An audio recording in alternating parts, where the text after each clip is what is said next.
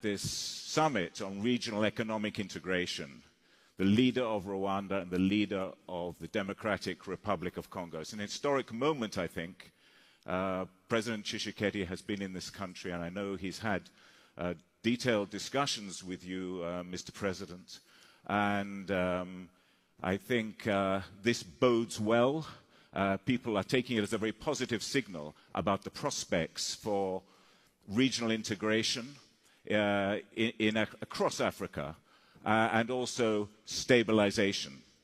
Now, this year we are celebrating 20 years of the East African community, but we also have to mark and commemorate a much more somber event, the genocide in Rwanda in 1994. In less than a week's time, I believe, people from around the world and your own citizens will be marking that. And I know at the same time, the people of Congo have also lost millions of people since the depredations of the 19th century, the looting expeditions and the effects of colonialism. And more recently, over the last 25 years, we've seen a succession of wars in the country which have debilitated Congo and have caused deep personal tragedy to that country and debilitated its capacity to generate its economy. So I think at this critical time, I wanted to get straight to this issue. You have, the two of you have sat down to talk about integration and stabilization. And I know you, President Tshisekedi, as part of your election campaign, said that your job as president is to end armed groups, the militias that have preyed on the Congolese people for so long, and close them down in Congo and usher in a new era of peace and stability. Now, could I first ask you, as a host, President Kagame, you've heard President Tshisekedi's promises to his own people, and I'm sure you've discussed this. And for many years, we've had this recurring problem of militia activity, particularly in eastern Congo, but across the country.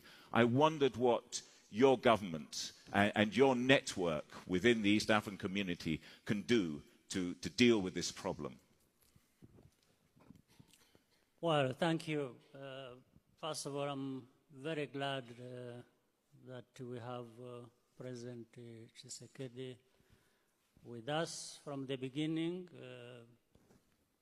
in this forum, and it means a lot to us in Rwanda. I guess to the attendees of the forum and everyone. But to the point, I think you described it well from the start, how the problems, the tragedies of this region, whether it is Rwanda's or DRC's or generally the region, the tragedy we have seen in the many years past, are going to be overcome by not blame game, pointing fingers at each other, internal, external, because let's face it, you gave it a history that dates back into colonial times. Yes. That is a fact, it's real. It feeds into the other failures we experienced of our own, yes, meaning the African societies, leaders, across the board. So all that we've known, we've experienced, we've gone through, and I think so it suffices that today we look at the real way of getting forward and moving forward and finding solutions to the many problems instead of that. So, but it comes to a number of things, including what are our politics like? How are our people, the people of Rwanda, DRC, the region, the continent, being transformed. What is it that we can do together to actually bring about the transformation that we want, that has a meaning to our people? And we can't be thinking about that without thinking of all these kinds of root causes and the current causes of continued instability in different parts of our region, whether it is DRC or my country or other countries around. So the most important thing is, do we have leaders with this kind of good politics ready to work for our own people and bring them to participate? The citizens must participate in these things that in the end result into addressing these problems. We must also have leaders who are ready to cooperate, to work with each other. Because my problems in Rwanda, in many cases, end up being problems of DRC and the people of DRC, and vice versa. So we can't address that without cooperation, without working together, without really touching on the real root causes and the real issues of the day that we have to address. And there are possibilities with us, many opportunities to be able to actually address some of the things ourselves. There are inefficiencies, there is lack of resources and many things, but we have sufficient resources within ourselves, among ourselves, to actually call upon to deal with these matters. So that is where I would begin and start the discussion from. And President Tshisekedi has expressions he has made, the commitments he has made to his own people and to the people in the region. We have to believe him until we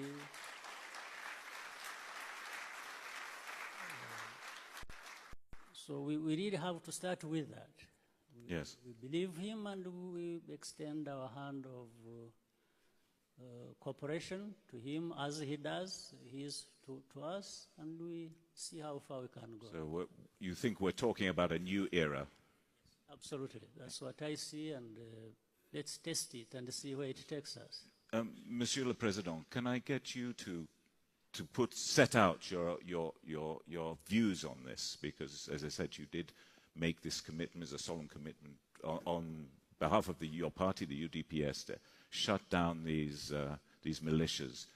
So far in your discussions with President Kagame, do you feel too that we're at the start of a new era of cooperation in the region? Bien, merci. Je remercie au passage les organisateurs de m'avoir fait cet honneur. Nous partons toujours chez nous dans notre entendement sur un principe. C'est celui selon lequel nos pays resteront voisins pour toute la vie. Et nous ne sommes que des acteurs spontanés. Nous passons à un moment donné, mais nos pays resteront voisins. Et donc, se faire la guerre, entretenir des tensions inutiles nous offre une énorme potentialité de gaz que nous pouvons exploiter afin, comme énergie évidemment, afin de booster notre industrie dans la région. Je pense au barrage de la Ruzizi que nous pouvons faire, le Burundi, le Rwanda et la RDC, afin évidemment d'aller sur ce genre de choses. Et ensuite, nous pourrons diversifier notre économie parce que ces peuples vivent ensemble depuis des siècles et continueront de vivre ensemble. Donc il y a déjà plein de choses qu'ils font qui demandent à être structurées davantage. Voilà dans le sens dans lequel nous nous inscrivons pour évidemment ramener la paix d'une part et le développement d'autre part. Thank you.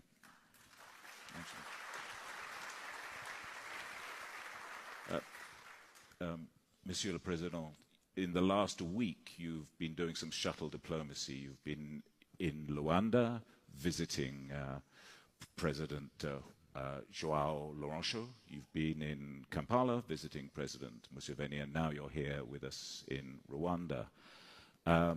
You talked about the way in which these regional conflicts exacerbate tension in the region. And some of them, in fact, a lot of them have been played out in Congo. And now on Monday, President Kagame referred to the dispute between Rwanda and Uganda as a political matter. And I think part of that matter does seem to be connected with Congo and certainly historical. A historical connection with Congo. And I'm just wondering whether we can use this moment with you two leaders together to make a plea to end this logjam because of the damage it's doing to the sort of continental economic integration we want to see, and also the danger that we could see a dysfunction at a political and a security level.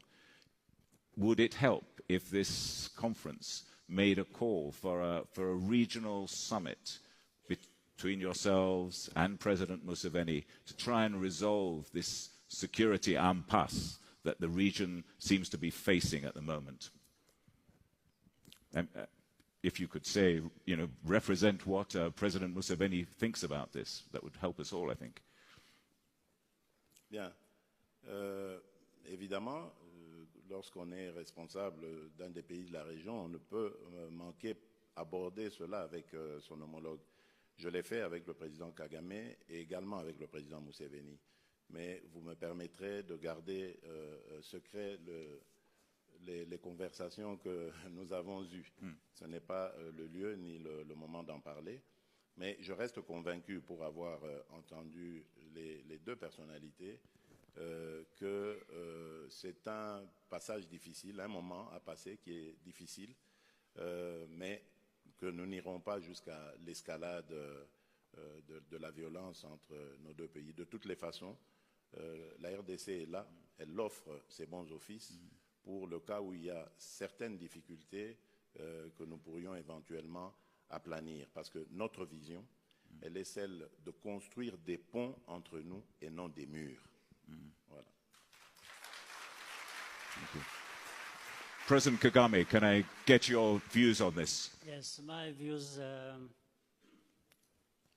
are that if problems like these would be solved by summits, we wouldn't be having any problem at all.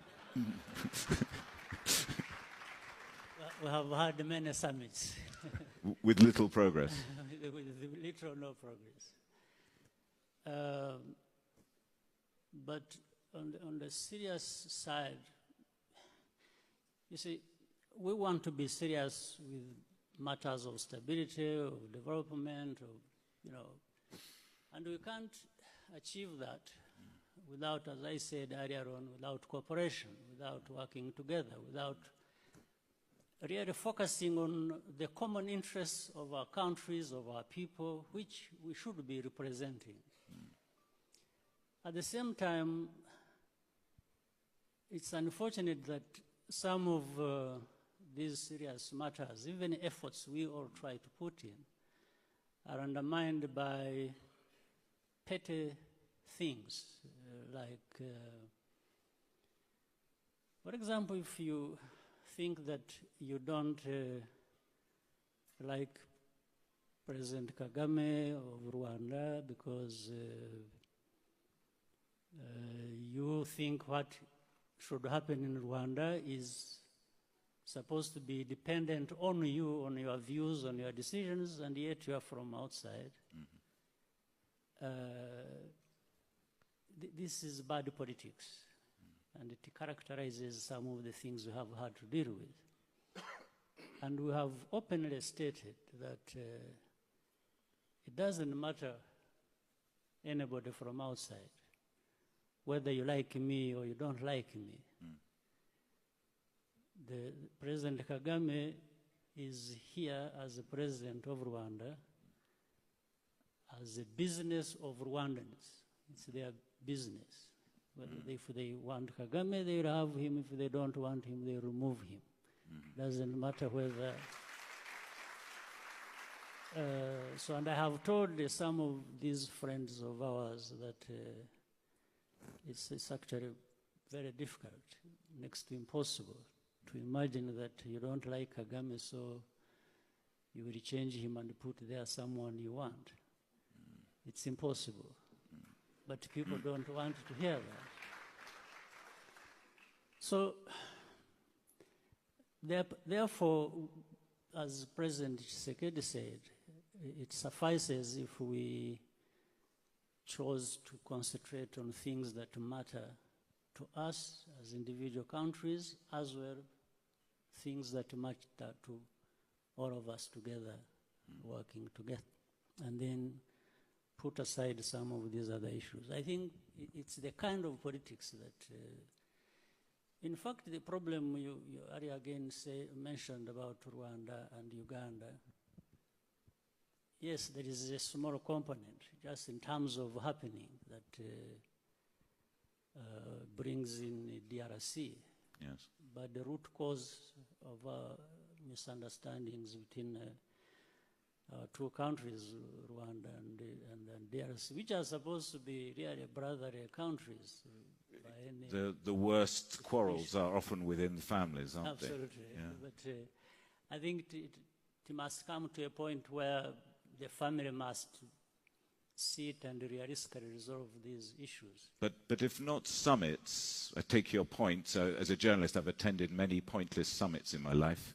But if not summits, what? I mean, close bilateral consultations. I know your foreign minister has been very clear on your position on the issue. Equally, the foreign minister of Uganda has set out. What mechanisms do you see in place to resolve this? Continuing to talk about our problems, because I think we exhaust the kind of logic of continuing to undermine each other and come to a point where we find the best thing is to cooperate and work together and accept each other. Right. Or to say the least, if we can't work together as brothers, sisters, as friends, we can decide to give each other peace and forget about what we have to do together, but above all, avoid quarrels that may just be destructive, because no one would win or benefit from any serious quarrel about this. So, but if we forgot one another and let each, go about their businesses the way they want, that would be the second choice. Second to being good friends and working together and so on. In a spirit of cooperation.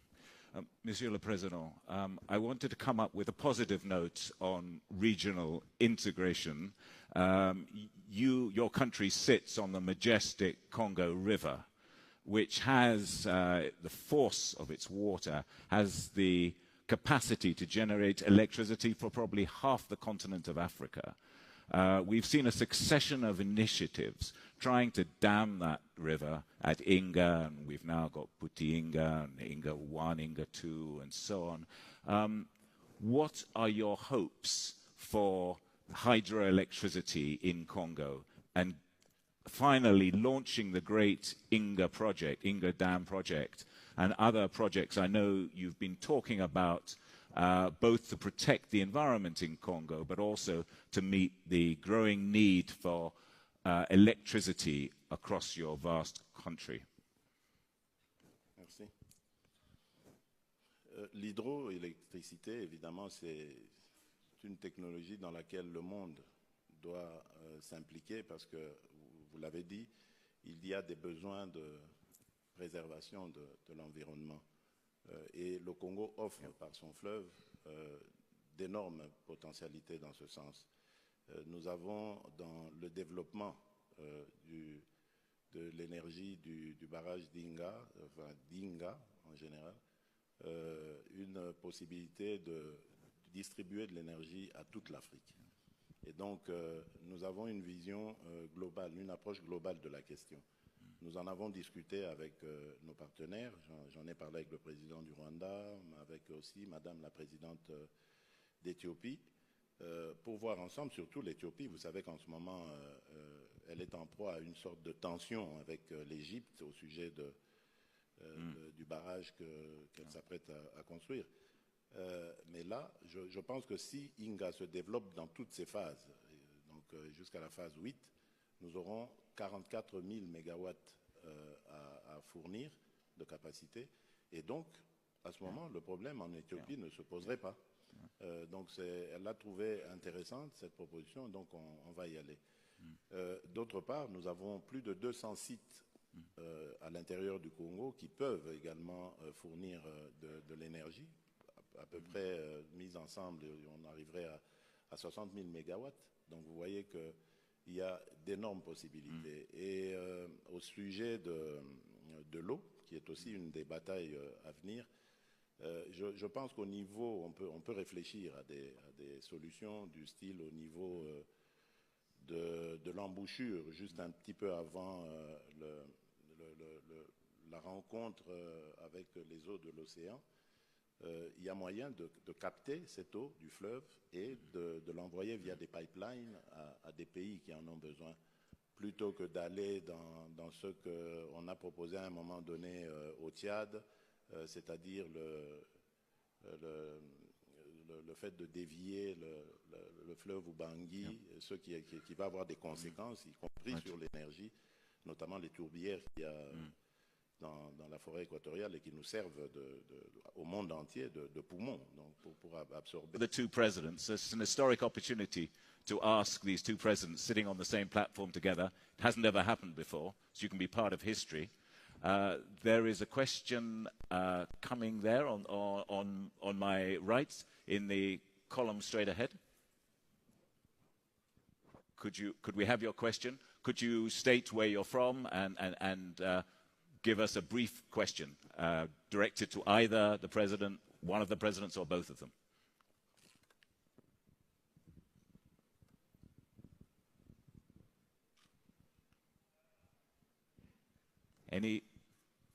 Do we have an awkward silence? There must be some people out there who have to pluck up the wherewithal. The gentleman there in the second row, please. He's got his hand up. Thank you so much. Please state where you're from. My name is Bassem Loukil. I'm from Tunisia. The question is regarding the regional integration. How much influence will the regional conflicts have eventually on the completion of the African Free Trade Area or agreement, since it seems like almost all neighbors have some type of conflicts that hinder either trade or investments or movement of people. So far, I think half of the African nations have signed up for the free trade agreement, and yet we keep on talking about regional conflicts, neighboring conflicts. How much will that be of a hinder to the completion of the free trade agreement? Thank you. Thank you. Any other questions in this round? There's a hand up there. Yes, on my left. Please take the microphone. Thank you for giving me the microphone. I actually was about to ask the same question, and I'm asking it as a businessman. Okay. I'm not. Please, could you say where you're from? My name is William, and I'm from the Democratic Republic of Congo. Thank you. And I'm asking to President Kagame that I commend for his achievement here.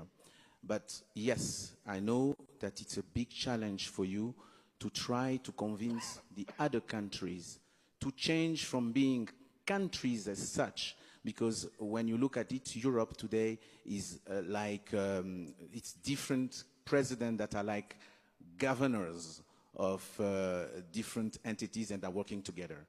African countries, to travel from one African country to another is a big issue. We're talking about conflict, but before we even go to conflict, it's very difficult to just cross from one border to another. You have been complaining yesterday of the fact that it's a challenge to convince your colleagues. I want to know what they tell you. What is their problem? Why aren't they ready to start opening those borders? Please, thank you. Thank you. Mr. President, Yeah. clear question there. What's the problem?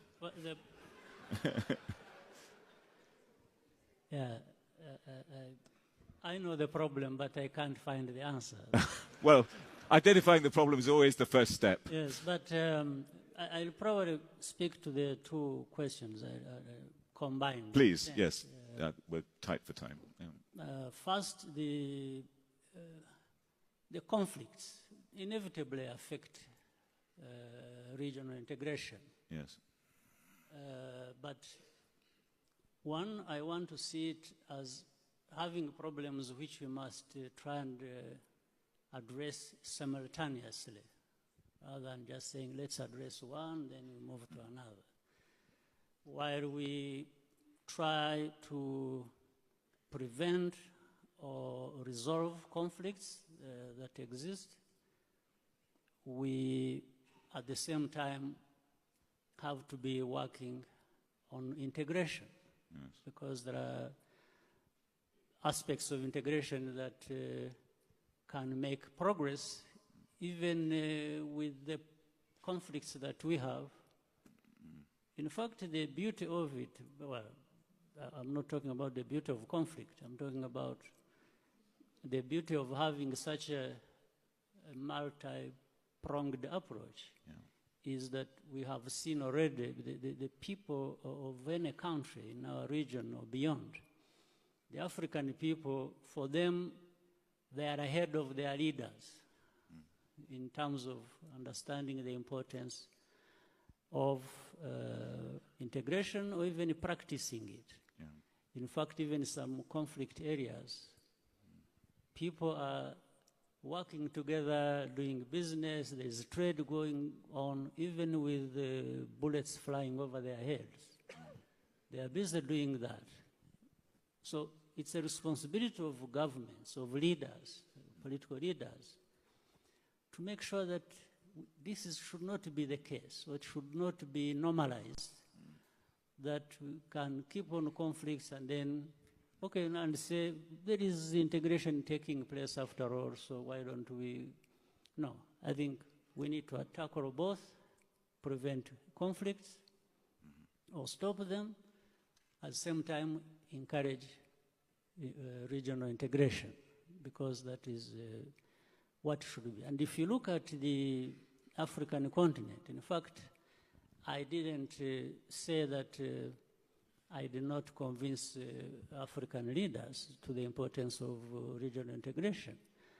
I was only referring to the difficulties where, for example, I have to, in fact, commend the African leaders who, in the first place, have been behind the thrust of seeing regional integration, of seeing the CFTA. They are the ones, the leaders are the ones who sat and said, we know we must have this continental free trade area, because they wanted it. They knew the importance. But this is in spite of the fact that conflicts have been there, or others will come, and so on and so forth. So leaders should go beyond just dealing with one issue at a time, but rather address across the board. Across the panorama of concerns. That's what we need to do. So, one, I agree, conflicts affect regional integration, and we need to put more time and energy and everything we have to make sure that we reduce on or eliminate conflicts. Same time, encourage regional integration. In fact, one helps the other. Should reinforcing. Trade, business to happen, and these things help reduce on the conflicts or the causes of conflict once people are busy with the most serious issues. Thanks. So that is the most important. And on the other one, I don't think there is, I don't think there is anything wrong with the leaders as such cutting across. Yes, there are places you can say they have a problem, there are others that don't have much in terms of problem. And so we try to see how, again, come back to the point of working together. But the other part, let me leave it to my brother, friend, and President Tshisekedi to say something about it. Monsieur le Président, what is the problem, in your view? D'abord, félicitations au président Kagame pour cette initiative du libre-échange qui, de toutes les façons, est appelée un jour en Afrique à se matérialiser. Il n'y a rien à faire, il faut tendre vers là. Mais évidemment, il y a ces problèmes posés par M. Bassam, si mes souvenirs sont bons, si je me rappelle du nom, à propos évidemment des conflits. Évidemment, les conflits minent sérieusement le développement de l'Afrique. Mais je crois que la résolution, elle ne peut pas se faire, je ne crois pas qu'elle puisse se faire d'Addis Abeba, siège de l'institution de l'Union africaine. Je crois plutôt que les sous-régions aujourd'hui ont acquis une capacité, une influence, j'allais dire, importante dans l'Afrique. Je vais l'illustrer par 3 exemples rapidement.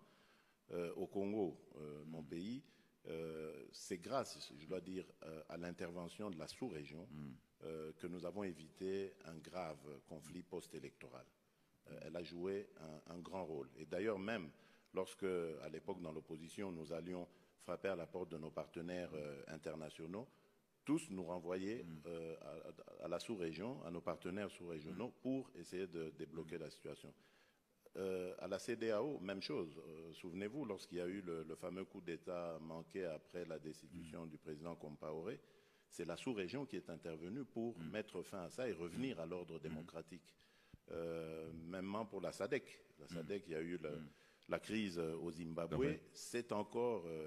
donc, vous voyez, je crois qu'il faut accentuer les rôles des sous-régions et au même moment travailler sur, j'allais dire, une sorte d'égalité de critères, un peu à la manière de l'Union européenne lorsqu'elle s'apprêtait, par exemple, à intégrer de nouveaux pays. Les pays qui étaient déjà en Union avaient atteint un certain niveau et exigeaient certains critères aussi aux adhérents pour commencer ensemble. Je crois qu'il faut aller comme ça, étape par étape. Et je pense qu'à ce rythme, nous allons arriver régionalement, localement, comme ça, à éradiquer tous ces conflits et à faire comprendre à nos populations le besoin de l'unité et de la mise en commun de ce que nous avons de positif plutôt qu'autre chose. Voilà. Merci, Monsieur le Président. The clock has declared war on us and is about to beat us, unfortunately. We have another few items, so it remains to me to thank you both profusely. Merci bien, Monsieur le Président. And may I wish you well on behalf of the Forum in your new work in Congo. I know you've got a very difficult few weeks ahead of you with the internal political, shall I say, negotiations. But from talking to your team, I understand that you're on top of things, and we look forward to seeing the new Congo under your leadership. Thank you so much for attending this conference. Sincere thanks. Thanks. Monsieur President, thank you so much for hosting.